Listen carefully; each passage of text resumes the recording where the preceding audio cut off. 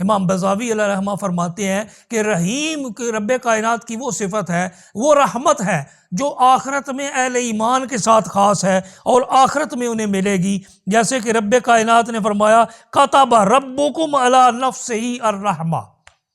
کاتب ربکم علی نفسہ الرحمہ، سورہ الانعام آیا نمبر 54۔ رب کائنات ارشاد فرماتا ہے کہ کاتب ربکم علی نفسہ الرحمہ، آپ کے رب نے اپنی ذات پر رحمت کو لازم قرار دے دیا ہے۔ اب آپ کے رب میں یہاں پر ہمیں پتہ چلتا ہے کہ یہاں پر جس رحمت کا ذکر ہے وہ سرکار دو عالم صلی اللہ علیہ وآلہ وصحبہ وبارک وسلم کو خطاب کر کے فرمایا جا رہا ہے کاتب ربکم، آپ کے رب نے۔ تو پتہ چلا یہ ان لوگوں کے لیے خاص ہے جو رحمت رب نے اپنے اوپر لازم قرار دی ہے، یہ ان لوگوں کے ساتھ خاص ہے جو پڑھیں گے کلمہ لا الہ الا اللہ محمد الرسول اللہ، جو کلمہ طیبہ پڑھنے والے ہوں گے، جو گواہی دینے والے ہوں گے کہ اللہ کے سوا کوئی معبود نہیں ہے اور محمد صلی اللہ علیہ وآلہ وصحبہ وبارک وسلم اللہ کے بندے اور اس کے رسول ہے، جو یہ گواہی دیں گے اللہ کی رحیم ذات، رحیم صفت ان کے لیے ظاہر ہوگی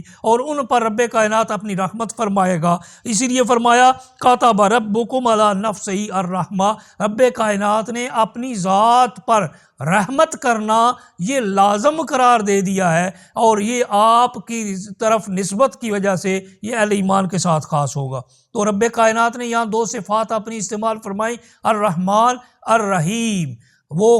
بہت مہربان اور نہایت رحم کرنے والا ہے، وہ خوب مہربان ہے، اس کی ذات رحمت ہی رحمت ہے، وہ چاہے تو ایک گناہ گار کو اس کی کو بخش دے۔ کیا کسی نے خوب کہا ہے کہ کسی کا ایک آنسو بھی ہزاروں رنگ لاتا ہے،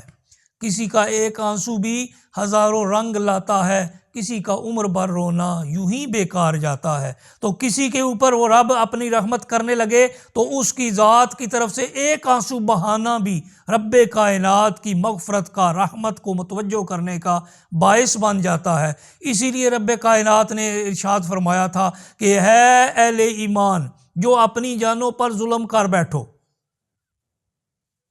جو اپنی جانوں پر ظلم کر بیٹھو تو کبھی بھی رب کی رحمت سے مایوس مت ہونا، لا تقنطوا من رحمت اللہ، اللہ کی رحمت سے مایوس مت ہونا، کیونکہ مایوسی انہ لا ییأس من روح اللہ الا القوم الکافرون، کیونکہ اللہ کی رحمت سے کون مایوس ہوتا ہے؟ وہ مایوس ہوتے ہیں جو اہل کفر میں سے ہیں۔ تو رب کائنات کی رحمت وہ رحمت ہے جس کے لیے ہر بندے کو اپنے دامن کو پھیلانا چاہیے، ہر بندے کو طلب کرنا چاہیے اور اس کی صفت رحمت کو ہی مخاطب کرنا چاہیے، اس کی بارگاہ میں یہ عرض کرنا چاہیے اے رب ہمارے اوپر رحم فرما، ہے رب کائنات تو اپنی صفت رحمان و رحیم ہماری طرف متوجہ فرما، ہے رب کائنات ہمارے اوپر کرم فرما، رحم فرما اور ہمارے اوپر مہربانی فرما، ہمارے گناہوں کو بخش دے،